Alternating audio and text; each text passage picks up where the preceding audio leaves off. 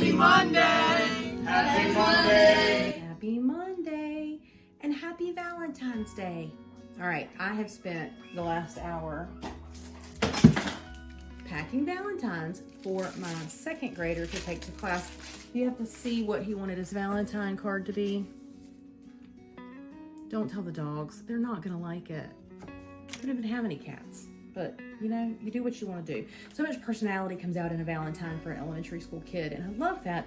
When you get into middle school and high school, I'm learning that things are a little bit different. So let's look at some ways that you could use this in the book.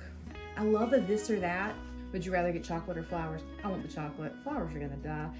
Valentine's Day also makes me think of pairings. So of course we think of peanut butter and jelly, salt and pepper, things that always go together. But what about those unlikely pairings? Like my son, he loves some pineapple on his pizza, and I think that's disgusting, right?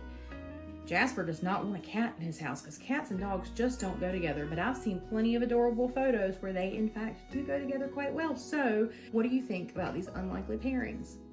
I love taking an idea that is relevant to the time in your year, especially if you're doing chronological coverage, and really kind of developing it into something that can encompass everyone and not just a small group of people.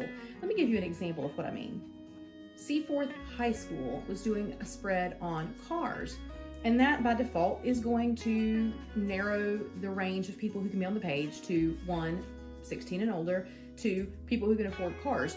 And that rules out an awful lot of people out of school. So we brainstormed and came up with some other ideas, and they decided to focus on cars, but not just on those who own and drive cars. They talked about dream cars. They took some fun pictures in the parking lot. You could always ask how people get to school. Do they walk? Do they drive? Do they ride? Are they on the bus? You can talk about how many empty water bottles are in the floorboard of your car. What do you keep in your car in case of an emergency? And how many extra changes of clothes do you have in the back seat from when you changed before practice and you never quite made it inside with them to have them laundered? There's so many ways you can look at cars without just looking at who drives what and who has an expensive car. Always keep things like that in mind. How can we incorporate more people? Now, I know I skipped right over something else that happened this week, and that was the Super Bowl.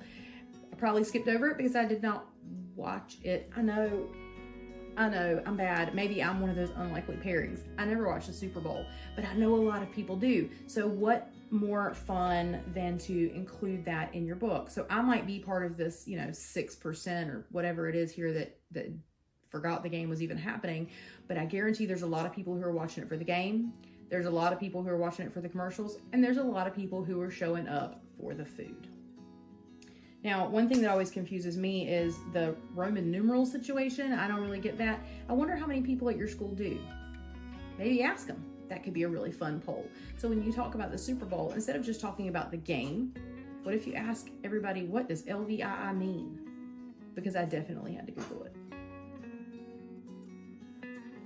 You know you're a real yearbooker where everywhere you go, you find a dog. When everywhere you go, you find a story. And maybe a dog too.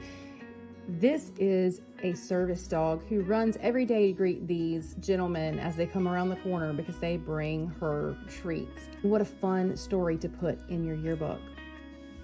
Kim sent me these photos from 2 different schools when she was down east this week, and I love how unique the decor is to the school. The focus on things that make your school you is so important. We don't want a book that's about every school in the world. We want a book that's about you, your campus, and your students. And this right here shows you just how different one school can be from the next, because I'm guessing that unless you're one of the schools in this picture, you don't have this decor on your campus.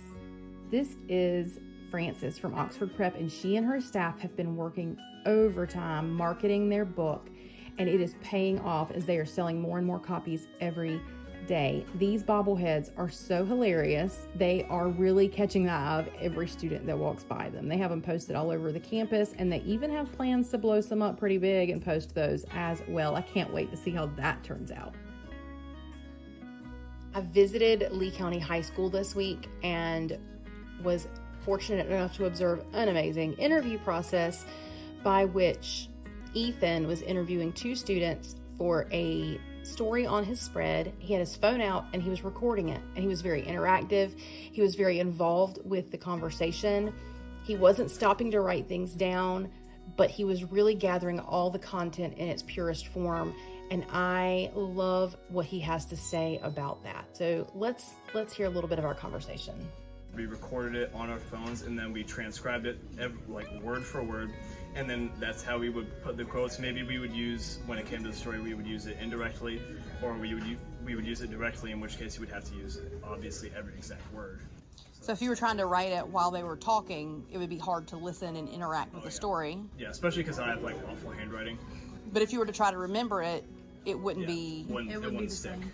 You know what I noticed? One, you didn't ask one question and walk away. Like, you kind of, like, tell me more, right? Like, you asked some follow-up questions, which let them kind of get a little comfortable and dig into it. And also, I'm sure you had a list of questions in your mind, but you didn't have, like, a piece of paper where you were, like, just plowing through. You were kind of letting what they said guide you, right? Of course, like, it's not oh my gosh, I'm gonna put you on the spot, you need to answer all these questions kind of thing. Yeah. I think that helps too, because it's less like formal and overwhelming. Yeah, awesome. I love it. All right, good deal.